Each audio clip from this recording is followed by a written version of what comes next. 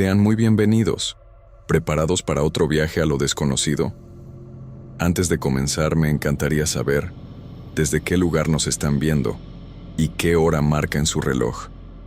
Ahora, pónganse cómodos, colóquense sus audífonos y disfruten de otra noche de historias con Oberón que van a comenzar ya. Soy Gabriel. Llegué a Monterrey para estudiar la universidad con la cabeza llena de planes y el bolsillo bastante justo. Venía de fuera, sin familia en la ciudad, y lo único que me importaba en ese momento era encontrar un lugar decente donde pudiera dormir, estudiar y no gastar más de lo que tenía. El calor, el ruido constante y el movimiento de la ciudad me abrumaron desde el primer día, así que la idea de vivir cerca de la facultad se volvió casi una necesidad para no pasar horas en camiones. Después de buscar varias opciones, terminé visitando una casa vieja que funcionaba como república estudiantil en una colonia tradicional, de esas donde todavía hay tienditas de esquina y casas con rejas antiguas.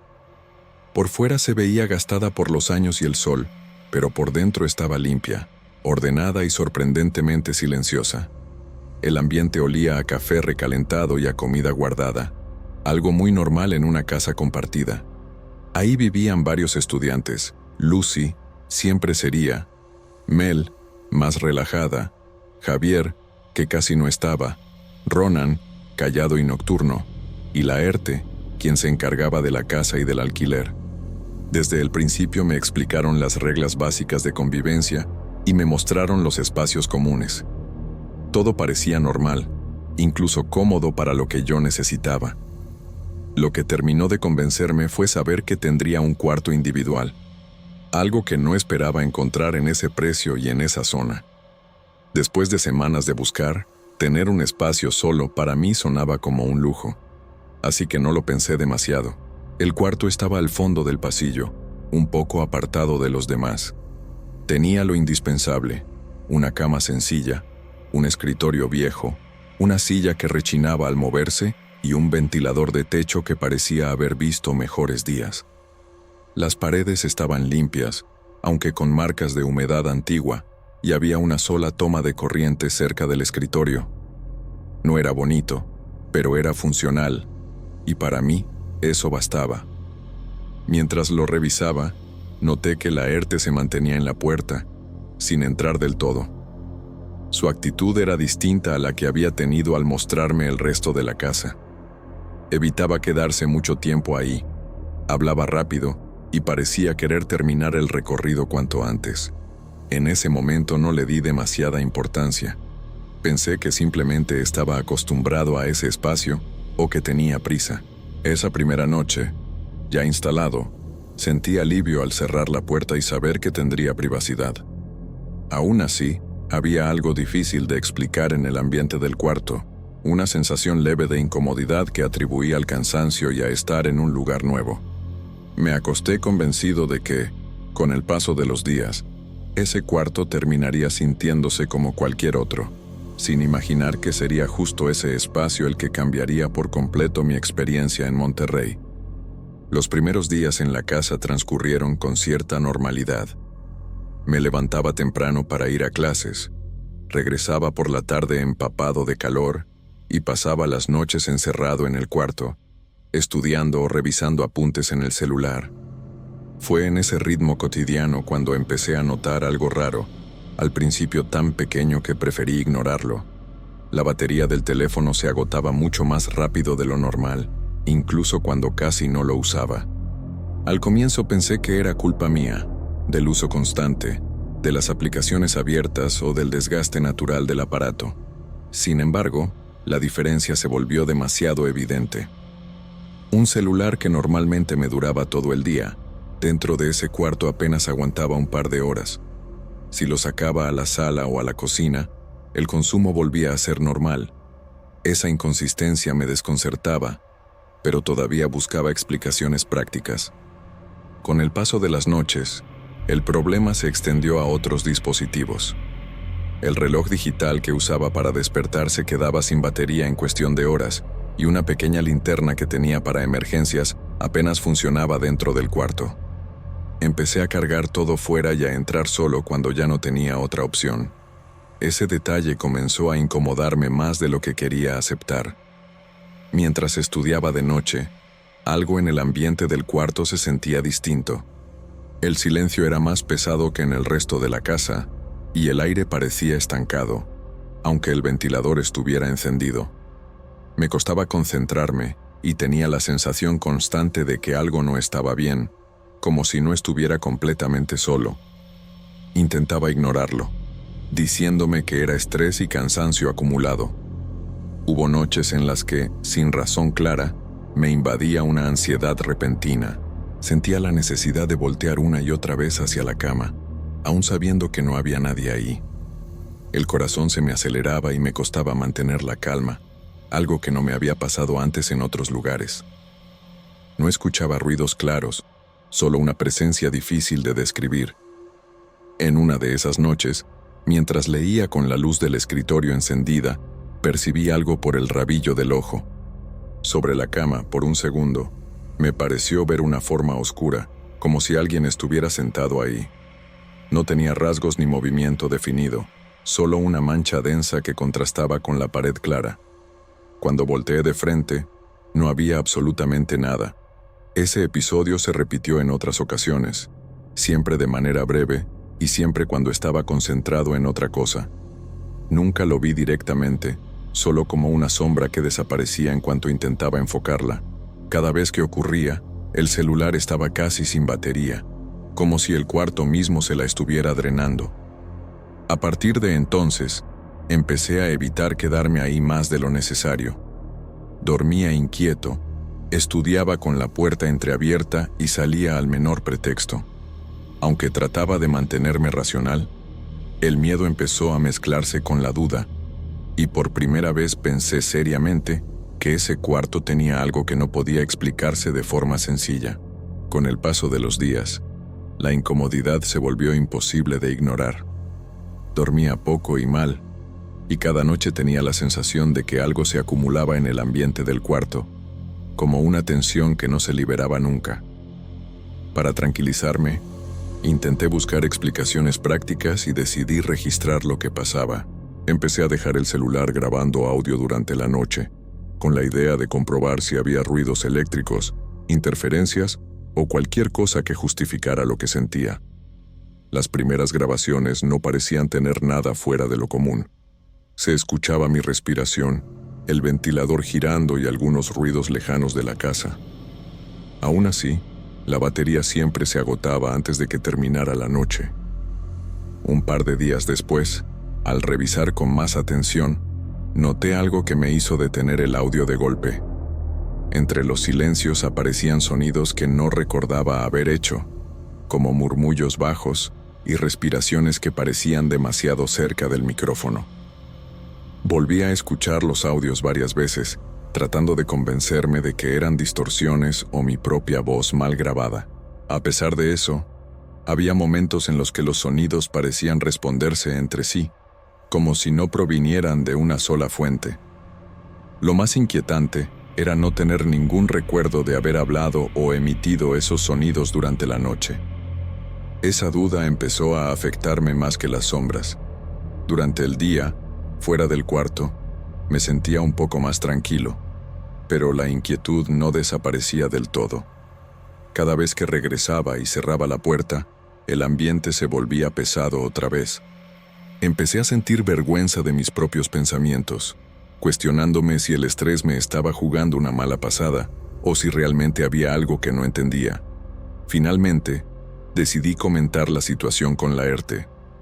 Le expliqué los problemas con los aparatos, la batería que se agotaba y el malestar constante que sentía en ese espacio. Al hacerlo, noté que su actitud cambiaba, volviéndose más seria y reservada. No parecía sorprendido, más bien incómodo, como si ya conociera ese tipo de quejas. Sin necesidad de dar demasiados detalles, me dejó claro que ese cuarto siempre había presentado problemas parecidos con quienes lo habían ocupado antes. Aparatos que fallaban, personas que no se sentían bien ahí y que terminaban yéndose al poco tiempo. Nunca hubo una explicación concreta, y por eso evitaba hablar del tema cuando alguien nuevo llegaba. Saber eso no me tranquilizó, al contrario, confirmó que no estaba exagerando. Después de esa conversación, el miedo se mezcló con una sensación de aislamiento.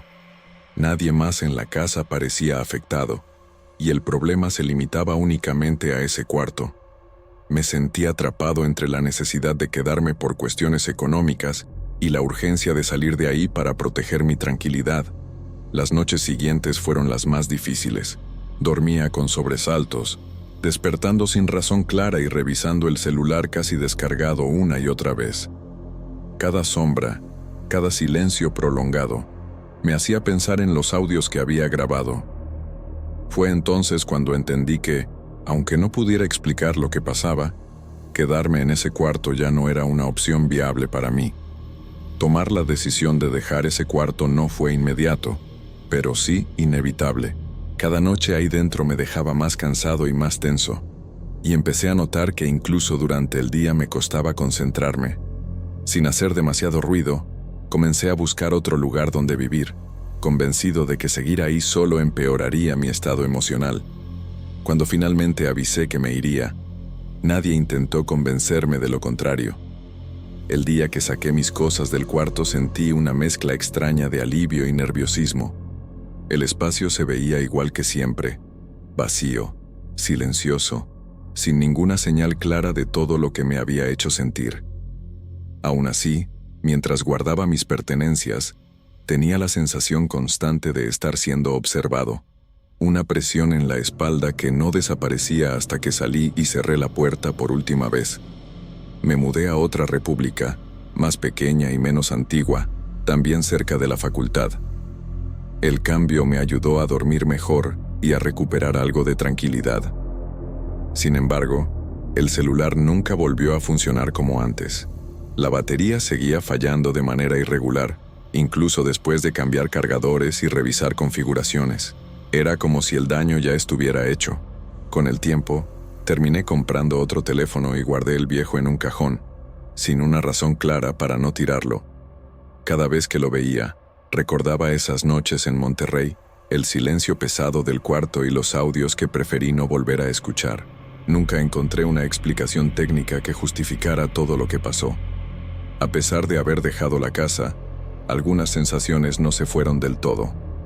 En ocasiones, mientras estudio de noche o camino por un pasillo mal iluminado, creo ver una sombra oscura por el rabillo del ojo. Siempre es algo rápido, indefinido, que desaparece en cuanto volteo la cabeza. Me repito que es cansancio, pero la duda siempre regresa. Nunca volví a hablar con nadie de esa república después de irme. Tampoco quise investigar qué había pasado antes en ese cuarto, quizá por miedo a encontrar respuestas que no necesitaba. Preferí aceptar que hay cosas que simplemente no se entienden del todo y seguir con mi vida. Esa experiencia cambió mi forma de ver ciertos detalles cotidianos. Ahora pongo más atención a los lugares donde duermo, a cómo se siente un espacio más allá de lo que se ve. Ya no ignoro con tanta facilidad esa incomodidad silenciosa que aparece sin razón aparente. Hasta hoy, sigo pensando en ese cuarto de vez en cuando. No como un recuerdo claro, sino como una sensación persistente, algo que se quedó conmigo. Puede que nunca sepa qué pasaba realmente ahí, pero sé que, desde entonces, aprendí a no subestimar aquello que no tiene una explicación sencilla.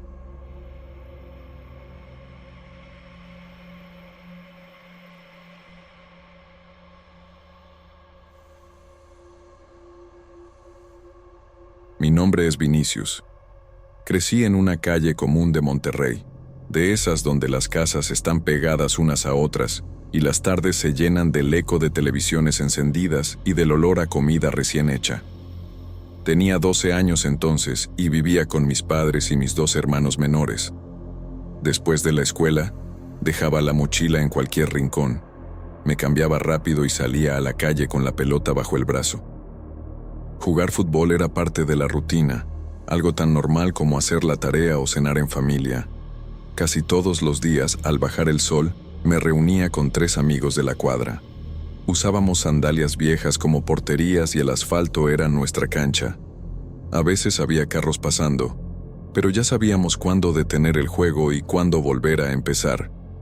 Era una calle tranquila, conocida, donde los adultos nos veían desde las ventanas y nadie sentía que algo pudiera salirse de control. En ese entonces, ese lugar me parecía seguro, incluso aburrido por lo predecible. Una tarde cualquiera, mientras corríamos detrás de la pelota, noté a un niño parado del otro lado de la calle. No estaba sentado ni jugando con nada, solo observaba. Pensé que sería un primo de alguien o un vecino nuevo. Lo raro no fue que mirara, sino la forma en que lo hacía, completamente quieto, siguiendo cada movimiento como si estuviera midiendo algo. Traté de ignorarlo y seguir jugando. Después de unos minutos, sin pedir permiso ni decir nada, el niño cruzó la calle y se metió al juego. Simplemente tomó posición, como si siempre hubiera jugado con nosotros. Nadie le preguntó su nombre ni de dónde había salido. En ese momento no me pareció grave, solo extraño. Entre niños, esas cosas pasan, y uno no quiere quedar como exagerado o aguafiestas. Mientras jugábamos, empecé a notar que algo no encajaba. El niño casi no hablaba, apenas reaccionaba cuando perdía la pelota o cuando alguien se le acercaba demasiado. Corría, pateaba y se movía bien, pero sin mostrar cansancio. A pesar del calor típico de Monterrey, su ropa se veía igual de seca desde que había llegado. Ese detalle me incomodó más de lo que debería haberlo hecho. Cuando el juego terminó y cada quien se fue a su casa, me quedé con una sensación rara en el pecho, como si hubiera pasado por alto algo importante. Esa noche me costó trabajo dormir. Cerraba los ojos y volvía a ver al niño parado en la calle, mirándonos jugar, siempre desde el mismo lugar. No sentía miedo todavía, pero sí una inquietud difícil de explicar. Como cuando algo parece fuera de lugar y no sabes por qué. En los días que siguieron, el niño volvió a aparecer como si nada. Llegaba siempre a la misma hora, cuando el sol empezaba a bajar y la sombra de las casas se estiraba sobre el asfalto. Se colocaba primero del otro lado de la calle, observando en silencio, y luego se integraba al juego sin que nadie lo invitara. Yo ya lo esperaba, aunque no se lo decía a nadie, y cada vez que lo veía sentía una presión ligera en el estómago, como una advertencia que no sabía interpretar. Con el paso del tiempo, empecé a fijarme en detalles que antes habría ignorado. El niño no sudaba. Podíamos estar corriendo durante más de una hora bajo el calor pesado de Monterrey, y su frente seguía seca, su camiseta sin manchas. Los demás terminábamos jadeando, con la boca seca y la ropa pegada al cuerpo, pero él parecía igual al principio que al final del partido. Eso me inquietaba más de lo que quería admitir. Otra cosa que me llamó la atención fue la manera en que pateaba la pelota. Siempre, sin excepción, la enviaba hacia el mismo punto de la calle. No importaba desde dónde chutara ni quién lo estuviera marcando. La pelota rebotaba, rodaba o se detenía exactamente en ese lugar del asfalto, un tramo oscuro que nunca me había parecido especial hasta entonces. Empecé a evitar mirar fijamente ese punto, como si hacerlo pudiera provocar algo. Con los días, la pelota comenzó a regresar en mal estado. A veces aparecía desinflada sin razón, aunque la hubiéramos usado poco tiempo antes. En otras ocasiones tenía pequeños rasgones, como si se hubiera atorado en algo que no estaba a la vista. Una vez la encontramos cubierta de una capa de polvo viejo, diferente al polvo normal de la calle, más fino, y con un olor extraño que no supe identificar. Nadie sabía explicar cómo había pasado. Por las noches, mi cuerpo empezó a reaccionar de formas que nunca me habían ocurrido.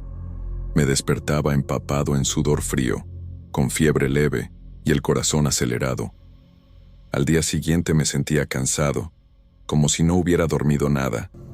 Mis padres pensaron que era un resfriado o el cansancio de la escuela, y yo tampoco supe cómo explicar lo que sentía sin parecer exagerado. Los sueños se volvieron repetitivos y angustiantes. No veía imágenes claras. Solo escuchaba el sonido de llantas frenando de golpe, un chillido largo que me atravesaba la cabeza incluso después de despertar. A veces ese ruido venía acompañado de una sensación de impacto inminente, como si algo estuviera a punto de suceder y yo no pudiera moverme para evitarlo.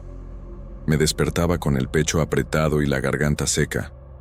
Durante el día, el juego dejó de sentirse igual. Seguía saliendo a la calle, pero ya no lo hacía con la misma emoción. Cada vez que la pelota rodaba hacia el punto oscuro del asfalto, sentía un escalofrío subir por la espalda. Miraba alrededor esperando ver algo fuera de lugar, pero todo parecía normal, demasiado normal para justificar el miedo que empezaba a crecer dentro de mí. Aunque trataba de convencerme de que todo tenía una explicación lógica, algo en mi interior sabía que no era así. La suma de pequeños detalles, el silencio del niño, la pelota dañada, la fiebre nocturna y los sueños, formaban un peso constante que me acompañaba todo el tiempo. Sin darme cuenta, empecé a temer el momento en que el sol bajaba y el juego comenzaba, como si cada tarde me acercara un poco más a algo que prefería no descubrir. La inquietud que llevaba dentro terminó empujándome a buscar una explicación, aunque no sabía exactamente cómo hacerlo. Una tarde, mientras recogíamos la pelota y el cielo empezaba a oscurecer, noté al vecino más viejo de la cuadra observándonos desde su lugar habitual. Él llevaba años viviendo ahí, siempre atento a lo que pasaba en la calle, como si el tiempo no le hubiera quitado la memoria. Sentí la necesidad de saber si ese tramo del asfalto significaba algo más de lo que yo alcanzaba a ver. Días después, ese mismo vecino comentó, casi sin intención aparente, que esa calle había sido muy distinta años atrás, cuando todavía había más niños jugando y menos coches pasando a toda velocidad. Mencionó un accidente ocurrido mucho tiempo antes, durante una época en la que todo el país estaba pendiente de los partidos de fútbol que se transmitían por televisión. Según él, la calle se llenaba de niños jugando, mientras los adultos gritaban los goles desde dentro de las casas. Así fue como supe de Rubén. El vecino explicó que era un niño del barrio, de más o menos nuestra edad, que jugaba fútbol todos los días en ese mismo lugar. Durante uno de esos partidos improvisados, la pelota se le escapó hacia la calle. Rubén salió corriendo tras ella sin fijarse en el tráfico. Un coche venía a gran velocidad y no alcanzó a frenar a tiempo. El impacto fue tan fuerte que no hubo nada que hacer. Mientras escuchaba esa historia, sentí cómo cada detalle encajaba con lo que había estado viviendo.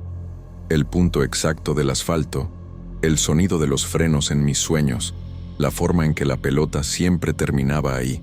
No quise preguntar más, pero el nombre de Rubén se me quedó grabado en la cabeza, repitiéndose una y otra vez como un eco incómodo.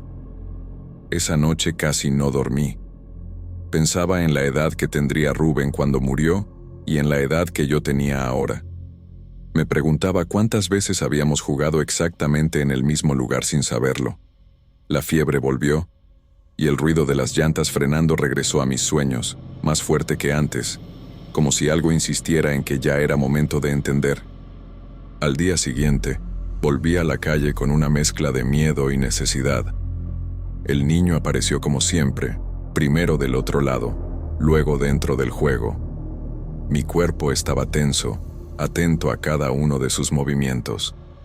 Sentía que, si no hacía algo en ese momento, la sensación de angustia no me dejaría en paz nunca. Con el corazón acelerado, me acerqué lo suficiente como para intentar saber quién era. No hubo palabras claras, solo la intención de entender. El niño reaccionó de una forma que me dejó helado. Su expresión cambió ligeramente, como si comprendiera lo que yo buscaba, y entonces señaló el asfalto, justo en el punto donde la pelota siempre se detenía. Después de ese gesto, ocurrió lo que más me cuesta explicar incluso ahora. El niño ya no estaba ahí. No se fue caminando ni corriendo. Simplemente dejó de estar, como si nunca hubiera formado parte del juego. Me quedé parado, mirando ese pedazo de calle, con la certeza de que había visto algo que no podía desver y con el miedo instalado de forma definitiva dentro de mí. Después de aquel día, nada volvió a ser igual en la calle. No hubo una conversación ni un acuerdo entre nosotros. Simplemente dejamos de jugar ahí. Cada uno empezó a encontrar excusas para irse temprano o para quedarse en casa. El silencio se instaló poco a poco en ese tramo del asfalto que antes estaba lleno de gritos, risas y el sonido constante de la pelota golpeando el suelo.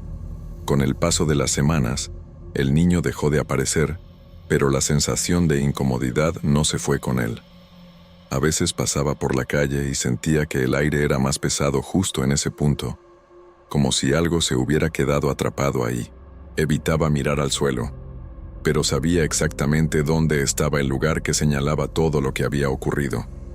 Era imposible fingir que nada había pasado.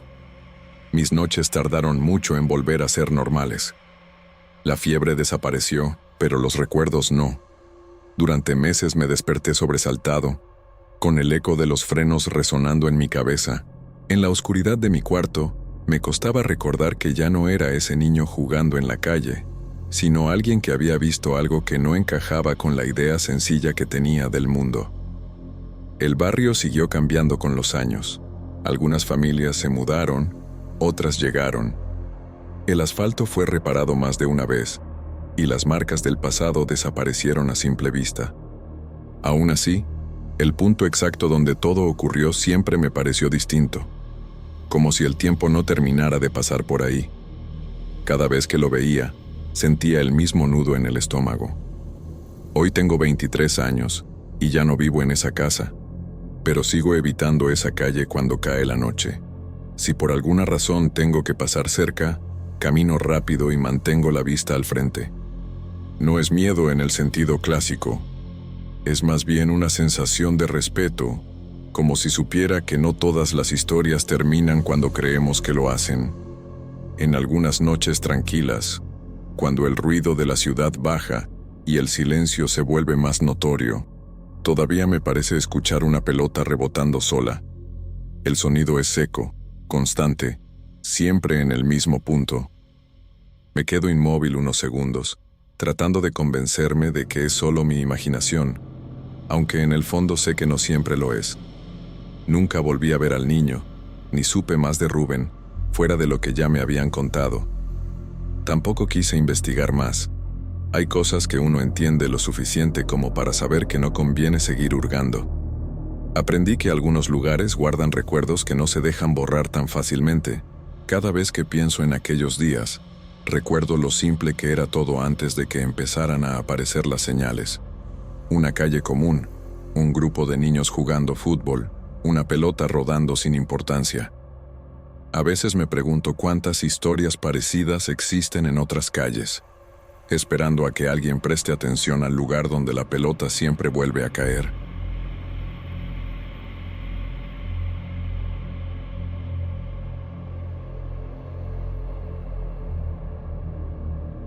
Hola, mi nombre es Fernando. Esta historia ocurrió hace ya algunos años, cuando por necesidad acepté un empleo como cuidador de un adulto mayor encamado. Llegué a esa casa por necesidad, no por gusto. En Monterrey el trabajo de enfermería no siempre es estable, y cuando me ofrecieron cuidar a un adulto mayor durante las noches, acepté sin pensarlo demasiado. El sueldo no era alto, pero incluía alojamiento y comida, y yo llevaba meses durmiendo mal y gastando de más en traslados. Me dijeron que la casa era grande, tranquila, y que el señor necesitaba atención constante. Nada fuera de lo común, eso pensé al principio. La casa estaba en un barrio antiguo, de esos donde las calles todavía tienen árboles viejos y banquetas irregulares. Desde afuera imponía respeto, no por abandono, sino por tamaño. 2 plantas, muros gruesos, ventanas altas y una puerta pesada que siempre cerraba con un sonido seco. Por dentro se sentía fresca incluso en los días más calurosos, como si el sol no lograra entrar del todo. Había muebles antiguos, fotos familiares y un silencio que no era incómodo, solo profundo. Mi rutina empezó a ordenarse rápido. Pasaba la noche en un cuarto pequeño en la planta baja, cerca de la cocina. Subía varias veces al día al segundo piso, donde estaba el cuarto del señor Ismael. Le cambiaba la ropa de cama, controlaba los medicamentos, le ayudaba con la higiene. Era un trabajo demandante, pero yo ya estaba acostumbrado. Lo que más pesaba no era el cuerpo, sino la soledad de las madrugadas. Ismael estaba débil, pero tenía la cabeza clara. Le gustaba que alguien estuviera cerca, aunque no siempre hablaba. A veces se quedaba mirando al techo, otras escuchaba la radio bajito, esas estaciones locales que pasan música vieja y noticias repetidas. Yo procuraba dejar la ventana un poco abierta, como él prefería, para que entrara aire. Nunca me dio problemas, nunca fue grosero, y eso hacía el trabajo más llevadero. La hija mayor, Mía, aparecía solo una vez por semana. Llegaba durante el día, revisaba todo rápido y dejaba lo necesario para los siguientes días. Siempre vestía bien, como alguien que viene de la oficina y ya va tarde a otra cosa. No se quedaba mucho tiempo en la casa, y aunque era correcta conmigo, mantenía cierta distancia. Se notaba que no le gustaba estar ahí más de lo necesario. Con el paso de los días empecé a conocer cada rincón del lugar. La cocina amplia, el patio trasero casi sin usar, los pasillos largos del segundo piso. La escalera de madera era el centro de todo. Conectaba la sala con el corredor de arriba.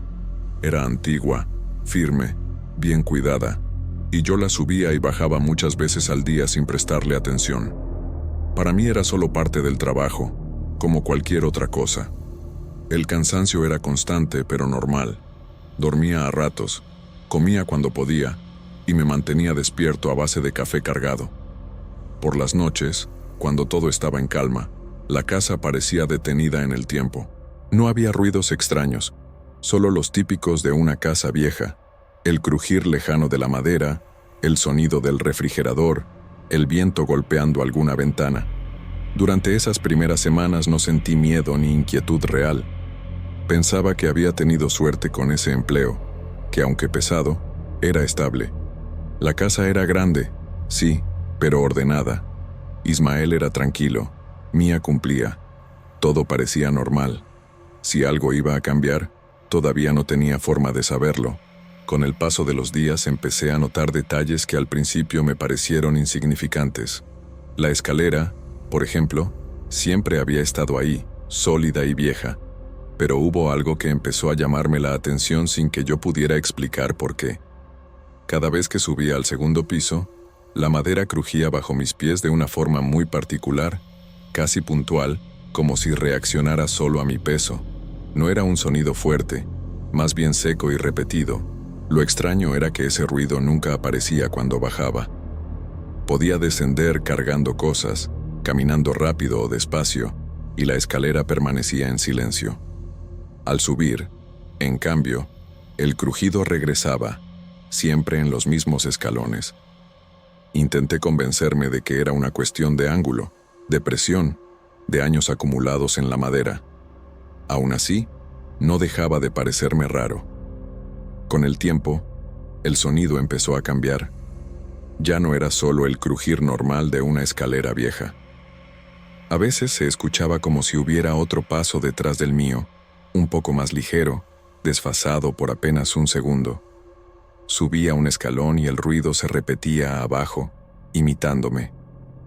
Aquello me ponía tenso, aunque nunca llegué a ver nada cuando volteaba.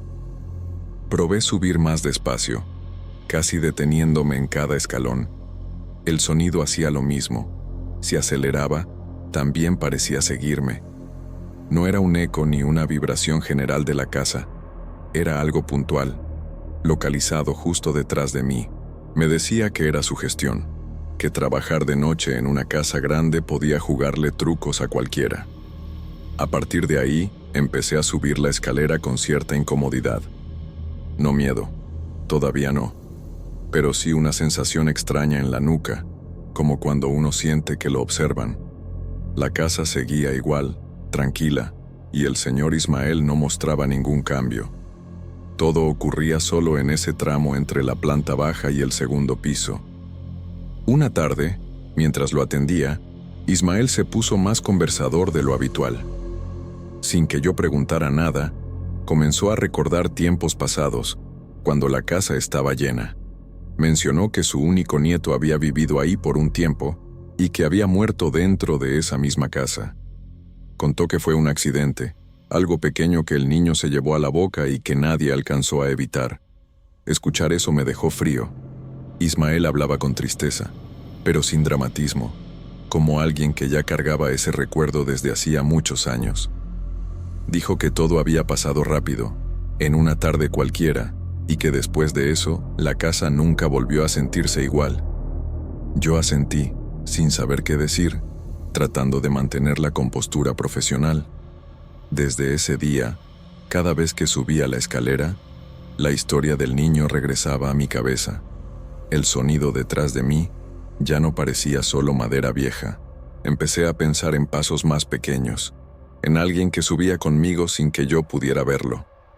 No quería creer en nada extraño, pero tampoco podía ignorar lo que sentía cada vez que empezaba a subir. Las cosas dejaron de ser solo incómodas cuando empecé a notar marcas en la escalera. No eran huellas claras ni pisadas sucias, sino hundimientos leves en la madera, como si alguien hubiera apoyado el peso justo después de mí. Siempre aparecían un escalón abajo de donde yo estaba.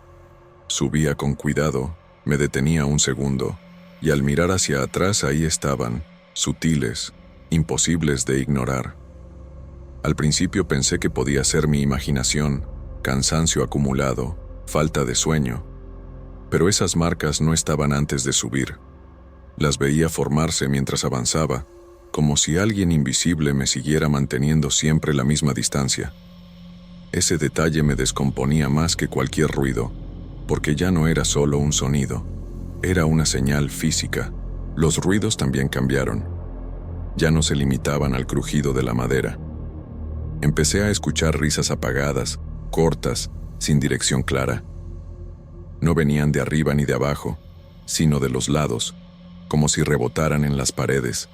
Eran risas ligeras, infantiles, que aparecían y desaparecían sin aviso. La casa seguía en silencio, pero dentro de ese silencio, algo se movía. Cada subida se volvió un esfuerzo. Sentía el corazón acelerado, las manos sudorosas, la boca seca. El aire en la escalera se volvía pesado, difícil de respirar, como si el espacio se cerrara a mi alrededor.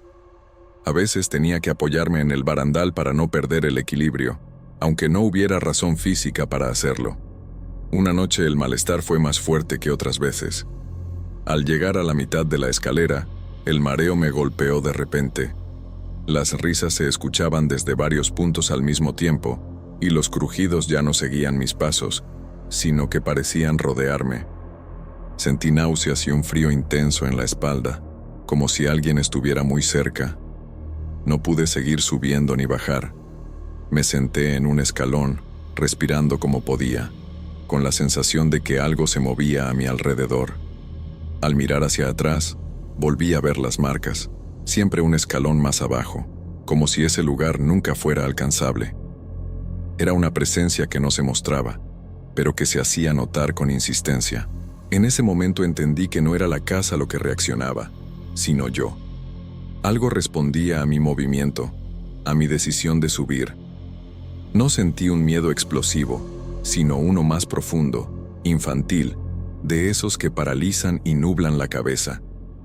Me sentía observado, evaluado, como parte de un juego que no comprendía.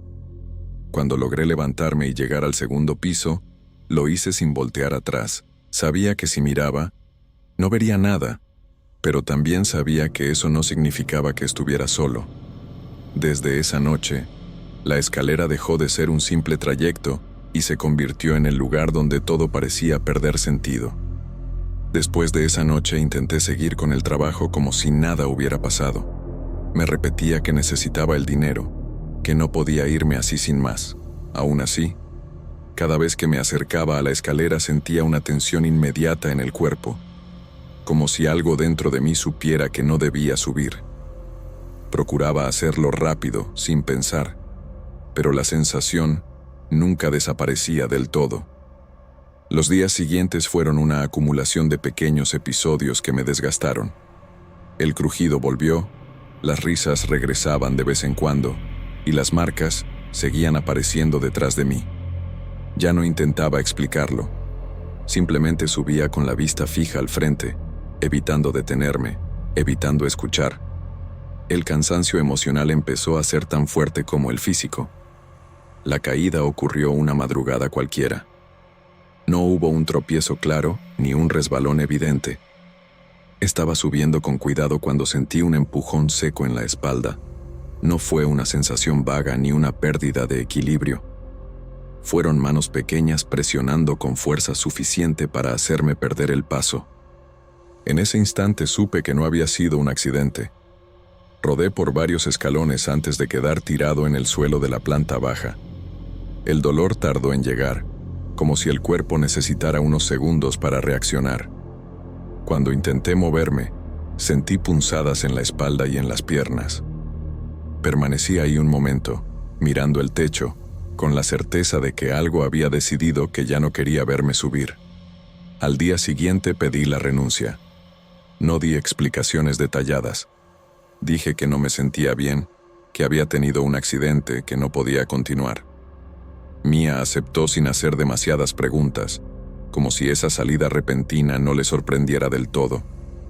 Nadie me pidió que explicara más, y yo tampoco ofrecí nada. Nunca le conté a nadie lo que realmente sentí en esa escalera. Sabía que sonaría absurdo, que no tendría cómo probarlo. Preferí guardar todo para mí, convencerme de que había sido una experiencia aislada, producto del cansancio y la sugestión. Aún así, la sensación de esas manos no se borró con el tiempo. Después de dejar esa casa, volví a otros trabajos, a otros turnos nocturnos, a otras rutinas. La vida siguió, como siempre lo hace. Sin embargo, algo cambió en mí. Empecé a evitar escaleras viejas, sobre todo de madera. Subirlas me provocaba una incomodidad inmediata, difícil de explicar. Hasta hoy no sé qué había realmente en esa casa. Nunca volví a pasar por esa calle ni a preguntar por Ismael. Lo único que sé es que, durante un tiempo, cada vez que subía esa escalera, no estaba solo. Y que algo ahí parecía necesitar que alguien subiera, una y otra vez, aunque el precio fuera demasiado alto.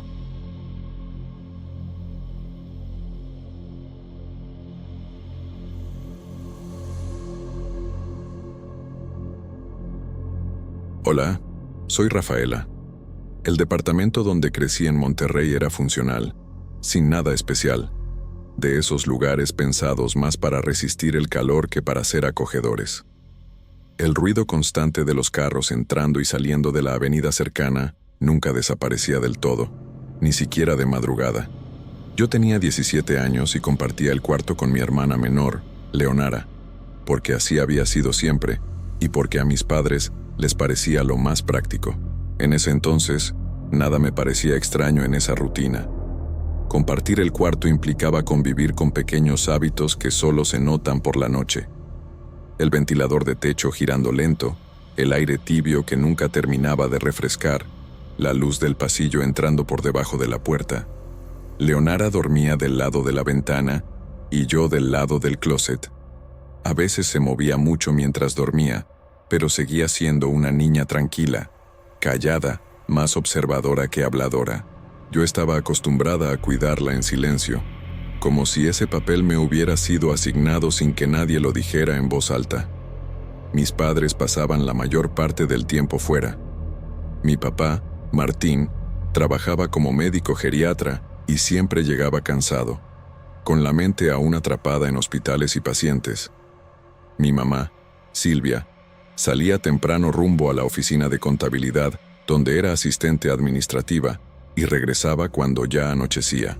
Eran personas prácticas, racionales, poco dadas a dramatizar cosas que no tuvieran una explicación clara.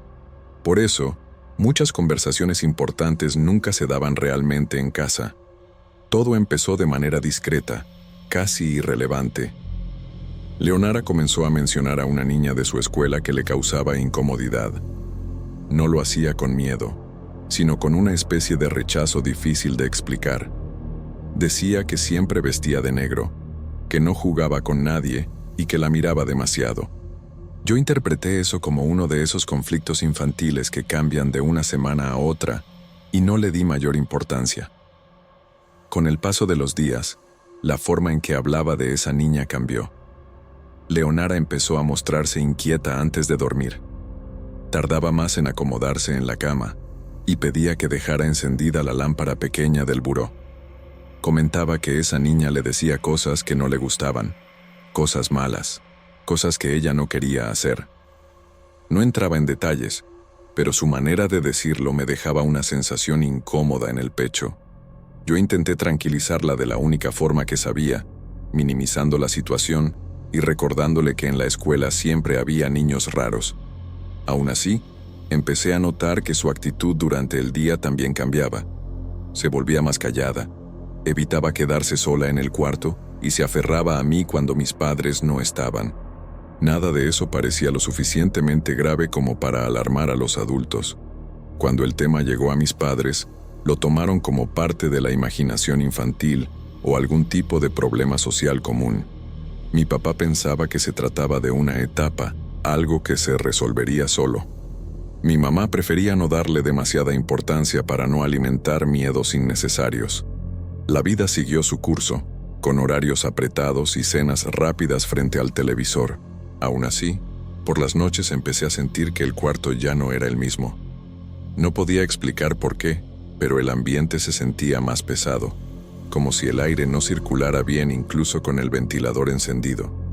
Me costaba dormir profundamente y despertaba varias veces sin razón aparente. Leonara respiraba agitada a mi lado y yo me quedaba mirando el techo, preguntándome en qué momento compartir un cuarto dejó de sentirse seguro. Conforme pasaron las semanas, las noches empezaron a dejar marcas visibles en Leonara. No era solo que despertara asustada o confundida, sino que amanecía con el cuerpo agotado, como si no hubiera dormido nada. Yo la veía sentarse en la cama con la mirada perdida, tardando varios minutos en reaccionar, y eso me inquietaba más que cualquier pesadilla contada a medias. Su cansancio no se parecía al de una niña desvelada, sino a algo más profundo. La primera vez que noté los arañazos en sus brazos, pensé que se había lastimado jugando. Eran líneas delgadas, rojizas, algunas ya con costra. Cuando le pregunté, no supo decirme cómo se los había hecho. Dijo que no recordaba nada, que solo se había despertado con ardor en la piel. En ese momento quise creer que se rascaba dormida, aunque en el fondo sabía que sus uñas no explicaban esas marcas. Las madrugadas se volvieron repetitivas y pesadas. Leonara se despertaba varias veces por noche, a veces llorando en silencio, otras simplemente sentándose en la cama como si no supiera dónde estaba. Yo trataba de mantenerme despierta para cuidarla, pero el sueño siempre terminaba venciendo. Había noches en las que sentía que apenas cerraba los ojos cuando ya estaba amaneciendo. Con el tiempo, los rasguños aparecían con más frecuencia y en lugares distintos. Brazos, muñecas, incluso cerca de los hombros. También comenzó a tener pequeños moretones que no podía explicar. Su humor cambió. Se volvió irritable, distraída, y empezó a quedarse dormida en la mesa mientras hacía la tarea. Verla así me provocaba una mezcla de miedo e impotencia que no sabía cómo expresar. Mis padres finalmente notaron que algo no estaba bien. Mi papá revisó las heridas con cuidado, como si estuviera evaluando a un paciente más. Concluyó que probablemente se lastimaba durante el sueño, tal vez por estrés o ansiedad. Mi mamá estuvo de acuerdo y decidió llevarla con un psicólogo infantil para descartar algún trauma. Todo se manejó de manera ordenada, clínica, sin espacio para dudas incómodas. Las sesiones con el psicólogo no trajeron cambios inmediatos. Leonara regresaba igual de cansada y con las mismas marcas. Se hablaba de posibles miedos escolares, depresión emocional, de una etapa difícil. Yo escuchaba esas explicaciones desde fuera y sentía que no alcanzaban. Nada de eso explicaba la forma en que mi hermana se veía cada mañana, como si hubiera pasado la noche luchando contra algo invisible. El cuarto empezó a sentirse distinto durante el día también. El olor a encierro no se iba. Las sombras parecían más densas al caer la tarde. Leonara evitaba entrar sola y se cambiaba de ropa siempre a mi lado. A veces se quedaba mirándome sin decir nada, con una expresión cansada que no correspondía a su edad. Yo me preguntaba qué estaba pasando cuando nadie miraba. Llegó un punto en el que ya no reconocía a la niña con la que compartía el cuarto. Su energía se había apagado y su cuerpo parecía arrastrarse por la rutina diaria. Cada noche, al apagar la luz, sentía un nudo en el estómago y la certeza de que algo iba a volver a ocurrir. Dormir dejó de ser descanso y se convirtió en una espera silenciosa de la madrugada. La inquietud que llevaba dentro me empujó a hacer algo que nunca había planeado. Una tarde salí antes de casa y fui al colegio de Leonara. Caminé por los pasillos observando a los niños que salían de clase, tratando de encontrar a alguien que coincidiera con la descripción que mi hermana repetía una y otra vez. Miré uniformes, mochilas, caras cansadas por el calor, pero no vi a nadie vestido de negro ni a ninguna niña que pareciera encajar con lo que Leonara decía. Esa ausencia me dejó una sensación extraña, como si estuviera buscando algo que no debía estar ahí. Me quedé unos minutos más, observando desde lejos, esperando que apareciera en algún rincón del patio. Nada ocurrió. Fue entonces cuando me acerqué a una de las personas de limpieza, alguien mayor que parecía conocer bien el lugar, y le expliqué la situación de manera cuidadosa, sin sonar alarmista. La información que recibí me dejó helada. Según ella, años atrás había estudiado ahí una niña con un comportamiento muy problemático. Siempre vestida de oscuro, aislada y agresiva con otros alumnos. Recordaba que había sido retirada de la escuela y llevada a una clínica para tratar una psicopatía infantil. Mencionó, casi en un susurro cargado de incomodidad, que la niña había muerto durante ese internamiento. No había más detalles, solo un recuerdo viejo que parecía no querer ser removido. Salí del colegio con la cabeza llena de pensamientos que no sabía cómo ordenar. Intenté convencerme de que se trataba de una coincidencia, de una historia mal recordada, de algo que no tenía relación real con Leonara. Aún así, el trayecto de regreso a casa se me hizo más largo de lo normal. Sentía una presión constante en el pecho y una necesidad urgente de llegar, como si algo me estuviera esperando. Las noches siguientes se volvieron aún más pesadas. Leonara dormía profundamente, pero su respiración era irregular, forzada. Yo me despertaba varias veces sin saber por qué, con la sensación de que el cuarto estaba demasiado silencioso. El ventilador seguía girando, pero el aire parecía estancado, espeso, difícil de tragar. Una madrugada abrí los ojos de golpe. No hubo ruido que me despertara, solo una certeza inmediata de que algo no estaba bien. Giré la cabeza hacia la cama de mi hermana y entonces lo vi. Sobre su cuerpo había una forma sentada, pequeña, oscura, ejerciendo un peso evidente. No distinguía rasgos claros, solo la silueta y la presión hundiendo el colchón. Intenté moverme y no pude. Sentí un hormigueo recorriéndome el cuerpo y una desesperación muda que me cerró la garganta. Quise gritar, levantarme, hacer algo, pero todo se volvió lento, distante. La escena se mantenía ahí, inmóvil, como si no necesitara moverse para imponer su presencia. El cansancio terminó por vencerme de una forma violenta e inexplicable. Mis párpados se cerraron aunque yo no quería, como si alguien hubiera apagado un interruptor dentro de mí. Lo último que recuerdo de esa noche fue la sensación de peso en el cuarto y la certeza de que no estaba soñando. Luego, todo se volvió oscuro. La mañana llegó envuelta en un silencio que no reconocí de inmediato.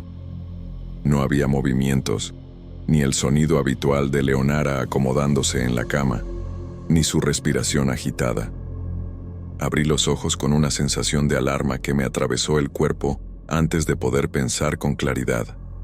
Giré la cabeza hacia su lado del cuarto y supe, sin tocarla aún, que algo estaba profundamente mal. Me levanté con torpeza y me acerqué a su cama. Leonara estaba inmóvil, con el cuerpo rígido y la piel extrañamente pálida. Al tocarle el brazo sentí el frío que nunca debería sentirse en un cuerpo tan pequeño. El miedo se convirtió en una presión insoportable en el pecho, y salí del cuarto buscando a mis padres, sin poder gritar, sin poder formular palabras coherentes. A partir de ese momento, todo ocurrió de forma fragmentada. Recuerdo llamadas, pasos apresurados, rostros serios entrando al departamento. El cuarto dejó de ser nuestro espacio y se transformó en un lugar de procedimientos, miradas profesionales y silencios incómodos. Yo permanecía al margen, observando, incapaz de procesar lo que estaba ocurriendo. El informe médico fue claro y brutal. La causa de la muerte fue asfixia mecánica. Lo que nadie supo explicar fueron las marcas en su cuello. Eran huellas definidas, pequeñas, demasiado pequeñas para pertenecer a un adulto. La forma de una mano infantil quedó grabada en su piel de una manera que no se borró ni siquiera después de que su cuerpo fue retirado. Mi padre, con toda su formación médica, no encontró una explicación lógica que pudiera sostener. Lo vi enfrentarse por primera vez a algo que no podía racionalizar ni diagnosticar. Mi madre se movía como en automático, cumpliendo con cada trámite, cada decisión, con una calma que parecía prestada, como si no le perteneciera. Los días siguientes pasaron sin un orden claro. El velorio, los comentarios en voz baja, las preguntas que nadie se atrevía a hacer directamente. Yo escuchaba todo desde una distancia extraña, como si no formara parte completa de lo que estaba viviendo. La culpa se instaló en mí de manera silenciosa, recordándome una y otra vez la noche en que vi algo y no pude hacer nada. Con el tiempo, la gente dejó de preguntar y la vida continuó para todos menos para mí. Nunca volví a dormir en un cuarto compartido. Evité pasar cerca del colegio de Leonara y cambié de camino siempre que podía. El departamento se volvió inhabitable, no por recuerdos, sino por la sensación persistente de que algo seguía ahí, esperando. Hoy, con 21 años, sigo sin una explicación que me permita cerrar esta historia. No afirmo saber qué fue lo que mató a mi hermana, pero tampoco puedo aceptar las respuestas oficiales. Solo sé que aquella noche, en el cuarto que compartíamos, algo despertó, y Leonara no volvió a hacerlo.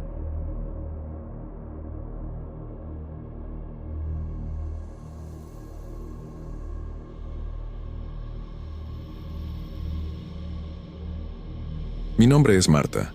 Vivía sola en una casa pequeña, de esas construidas rápido cuando el barrio todavía estaba creciendo, en una colonia tranquila al poniente de Monterrey. No era una casa fea, pero tampoco tenía nada especial. 2 cuartos, una cocina angosta y un patio donde el sol caía sin piedad casi todo el día. Después de que mi papá murió y mi mamá se fue a vivir con una tía, me quedé ahí por costumbre, y porque era lo único que podía pagar sin endeudarme más. Trabajaba como cajera en un supermercado de cadena, con turnos largos y descansos cortos. Pasaba horas de pie, sonriendo por inercia, escuchando quejas por precios que yo no ponía y ofertas que no dependían de mí.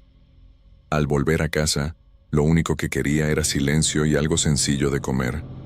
Arroz, frijoles, tortillas calentadas directo en la estufa. Nada complicado. Mi vida era así, repetitiva, cansada, pero estable. El calor de Monterrey siempre fue un problema dentro de la casa. Aunque dejara las ventanas abiertas, el aire se quedaba atrapado, espeso. Por eso el refrigerador era más importante de lo que parecía. La que tenía era vieja, heredada de cuando mis padres todavía vivían ahí. Aguantó años más de los que debía, hasta que empezó a fallar sin avisar. Primero noté que el hielo se derretía rápido. Luego la leche se echaba a perder antes de tiempo. Una noche llegué del trabajo y encontré el interior completamente tibio. Nada estaba frío. No hizo ruidos extraños ni dio señales dramáticas. Simplemente dejó de funcionar. Tiré comida que había comprado con esfuerzo y me senté un rato en la cocina, sintiéndome ridícula por preocuparme tanto por un electrodoméstico, pero sabiendo que no podía darme el lujo de reemplazarlo fácilmente.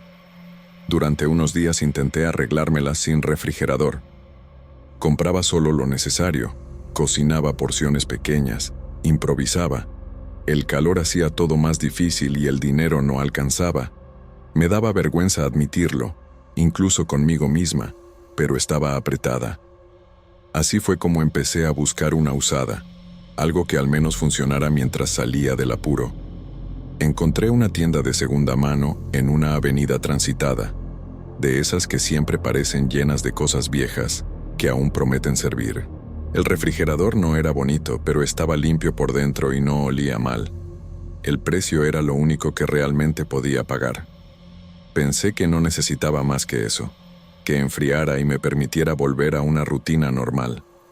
Cuando la trajeron a la casa, sentí un alivio inmediato. La limpié con cuidado, más de lo necesario, como si quisiera borrar cualquier rastro de su pasado. Acomodé los pocos alimentos que tenía, cerré la puerta y escuché cómo empezaba a trabajar. Ese sonido constante me dio una tranquilidad extraña, como si algo volviera a encajar. Esa primera noche dormí mejor de lo que esperaba. El cansancio pudo más que cualquier preocupación. Aún así, recuerdo haber despertado un momento, sin razón clara, con la sensación de que la casa no estaba del todo en silencio. Escuché el refrigerador funcionando, un ruido irregular, nada alarmante. Me di la vuelta y seguí durmiendo, sin imaginar que ese objeto común sería el inicio de todo lo que vino después.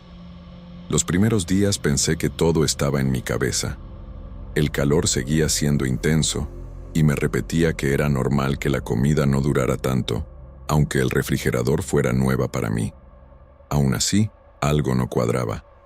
Compraba carne por la mañana y al día siguiente ya tenía un olor raro, agrio, como si hubiera pasado más tiempo del que realmente había pasado. Empecé a tirar comida con más frecuencia de la que podía permitirme.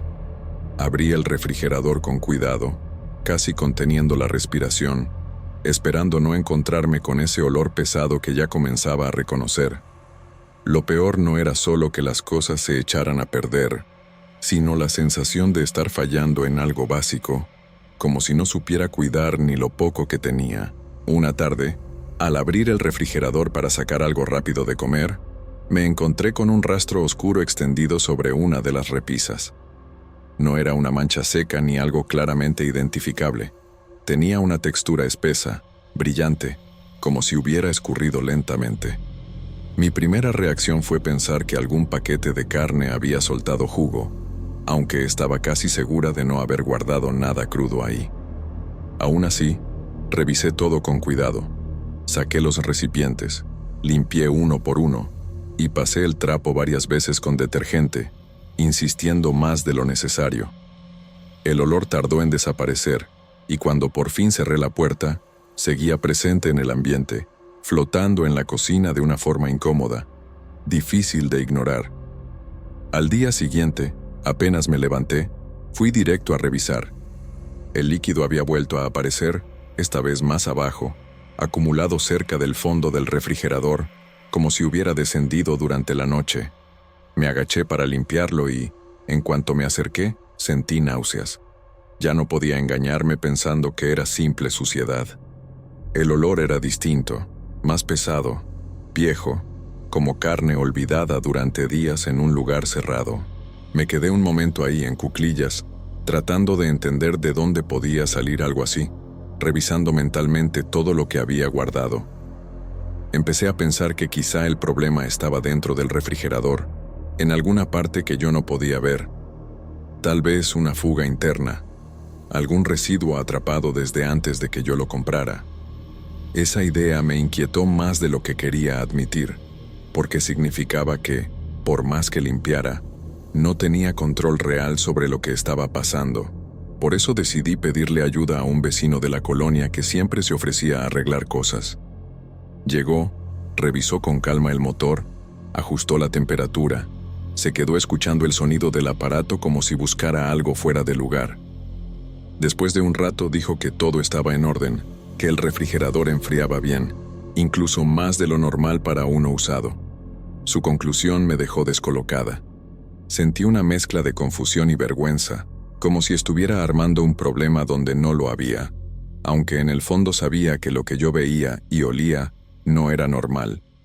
Los días siguientes fueron peores. Aunque dejara el refrigerador casi vacía, el olor regresaba. Cada vez que la abría sentía una mezcla de asco y ansiedad. Limpiaba una y otra vez, usando vinagre, cloro diluido, cualquier cosa que me recomendaran, pero el interior parecía ensuciarse solo. Empecé a evitar la cocina.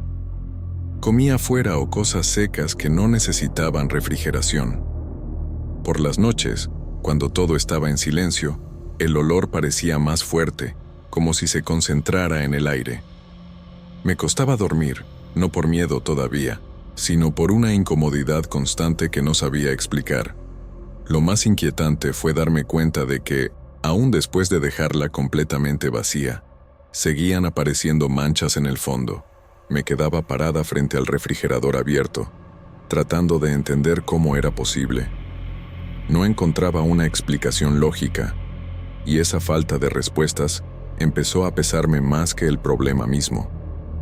Esa mañana desperté antes de que sonara el despertador, con una sensación rara en el cuerpo, como si no hubiera descansado nada. La casa estaba en silencio, demasiado. Me quedé unos segundos acostada, tratando de ubicarme, hasta que noté que no se escuchaba el ruido constante del refrigerador. Eso fue lo primero que me inquietó de verdad. Al salir del cuarto, el olor me golpeó antes de llegar a la cocina. Era mucho más fuerte que otras veces, denso, casi sólido. Sentí el estómago cerrarse mientras avanzaba despacio, con una mezcla de miedo y negación. Pensé que quizá algo se había derramado, que yo misma había olvidado cerrar bien algún envase. La imagen que encontré me dejó inmóvil. La puerta del refrigerador estaba completamente abierta y la comida estaba tirada por el suelo de la cocina. Algunos envases estaban volteados, otros aplastados, como si hubieran sido empujados. Nada parecía haberse caído por accidente. Había cosas demasiado lejos, fuera de cualquier lógica. Me acerqué con cuidado, temblando. El interior estaba manchado, no solo sucio. En las paredes de plástico se distinguían claramente marcas de manos. No eran manchas al azar, sino huellas completas, con dedos marcados, como si alguien hubiera apoyado las palmas desde adentro. El color era oscuro, parecido a sangre seca mezclada con algo más. Sentí que el aire me faltaba. Me llevé la mano al pecho y tuve que apoyarme en la mesa para no caerme. En mi cabeza pasaron 1000 explicaciones, todas débiles. Animales, alguna broma imposible, un accidente que no recordaba. Nada encajaba. Sabía, con una certeza incómoda, que esas marcas no podían ser mías. El miedo llegó después del shock, un miedo frío, silencioso, que me recorrió despacio. Me sentí observada, aunque estuviera sola. Cerré el refrigerador sin limpiarlo, como si tocarla fuera peligroso. Me encerré en el cuarto y me quedé ahí un buen rato, escuchando mis propios latidos. Ese día no fui a trabajar, no llamé a nadie para explicar lo que había pasado. Me daba vergüenza y, al mismo tiempo, no encontraba las palabras correctas. Pasé las horas sentada, mirando el reloj, esperando que algo más ocurriera o que todo se desvaneciera por sí solo. Cuando finalmente volví a la cocina, ya de tarde, el refrigerador seguía igual. Las marcas seguían ahí. Fue en ese momento cuando entendí que no podía quedarme con ese aparato ni un día más. No pensé en soluciones ni en dinero. Solo quería sacarlo de mi casa, como si fuera una presencia que había cruzado un límite que no debía. Al día siguiente actué casi en automático. No quise mirar otra vez el interior del refrigerador y mucho menos limpiarla. Llamé a la tienda donde la había comprado y pedí devolverla. No di demasiadas explicaciones, solo dije que no funcionaba bien. Del otro lado no insistieron ni hicieron preguntas. Esa facilidad, en lugar de tranquilizarme, me dejó con una sensación incómoda que me acompañó todo el camino. Mi mamá fue la única persona a la que recurrí. No le conté todos los detalles, solo lo suficiente para que entendiera que necesitaba ayuda. Con su apoyo compramos un refrigerador nuevo, sencillo, sin nada especial. Cuando la instalaron y la vi funcionar, sentí un alivio real, como si me quitaran un peso del cuerpo. La casa volvió a oler normal, y por primera vez en semanas pude respirar tranquila en la cocina. Los días siguientes transcurrieron sin problemas. La comida duraba. No aparecían manchas, no había olores extraños. Me obligué a creer que todo había sido una mala racha, una coincidencia absurda mezclada con cansancio y estrés. Volví a mi rutina, al trabajo, a las noches silenciosas frente al televisor. Aun cuando todo parecía haber vuelto a la normalidad, empecé a notar cambios en mí que no podía ignorar. Me volví más cuidadosa con cada cosa que hacía dentro de la casa, más consciente de los ruidos habituales y de los silencios largos. Ya no abría el refrigerador nuevo de manera automática. Siempre lo hacía con una expectativa incómoda, como si en cualquier momento algo pudiera estar fuera de lugar. Nunca encontraba nada extraño, pero esa atención constante me agotaba. Aún así, prefería vivir así antes que relajarme y sentirme vulnerable otra vez. Pasaron varias semanas sin incidentes hasta que una madrugada desperté de golpe, sin saber por qué. No había un sobresalto claro, solo un sonido suave que se colaba en el silencio. No era fuerte ni alarmante. Al principio pensé que venía de la calle, quizá de algún vecino que se levantaba temprano o del viento colándose entre las casas. Permanecí inmóvil, tratando de identificarlo con calma. Conforme fui despertando del todo, me di cuenta de que el sonido no venía de afuera. Se escuchaba dentro de la casa, desde la cocina. Era un canto bajo, apenas audible, un tarareo sin palabras que se repetía con una cadencia lenta, casi tranquilizadora, y justamente por eso más inquietante. No había pasos ni golpes, solo esa voz tenue ocupando el espacio. Me incorporé en la cama con el corazón acelerado, respirando despacio para no hacer ruido. No me atreví a levantarme ni a encender la luz. Me repetí que estaba medio dormida, que mi mente podía estar mezclando recuerdos con sueños, buscando una explicación que me permitiera quedarme quieta.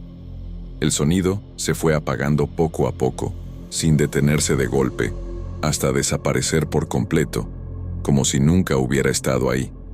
Me quedé despierta mucho tiempo después, escuchando el silencio, sabiendo que algo en mi casa ya no se sentía igual. Desde aquella primera vez, el sonido no se convirtió en algo constante, y quizá por eso resulta todavía más difícil de enfrentar. Aparece de manera irregular, sin un patrón claro. Hay periodos largos en los que no escucho nada y empiezo a convencerme de que todo quedó atrás. Luego, sin aviso, regresa ese murmullo bajo en la madrugada, siempre a la misma hora, cuando la casa está completamente quieta y cualquier ruido se vuelve más evidente. No dura mucho, pero es suficiente para despertarme y dejarme alerta. He revisado el refrigerador nuevo más veces de las que puedo contar. No tiene nada extraño, no hace ruidos raros, no guarda olores, funciona como debería, frío, silencioso, normal. Esa normalidad es casi desconcertante, porque no me ofrece ningún punto al cual aferrarme para explicar lo que escucho. Sigo viviendo en la misma casa y mantengo la misma rutina sencilla de siempre. Trabajo, regreso cansada, preparo algo de comer y me acuesto temprano. No he vuelto a comprar nada de segunda mano, ni siquiera objetos pequeños. Aprendí a desconfiar de las cosas que traen una historia que no conozco. En apariencia, todo está en orden. Aún así, cada madrugada en la que despierto antes de tiempo y la casa permanece en silencio, me quedo inmóvil unos segundos, escuchando con atención. Sin darme cuenta, espero oír de nuevo ese canto suave desde la cocina. Y en esos momentos me pregunto, con una inquietud que no se va, si aquello realmente se fue de mi vida, o si simplemente encontró otra forma, más discreta, de quedarse conmigo.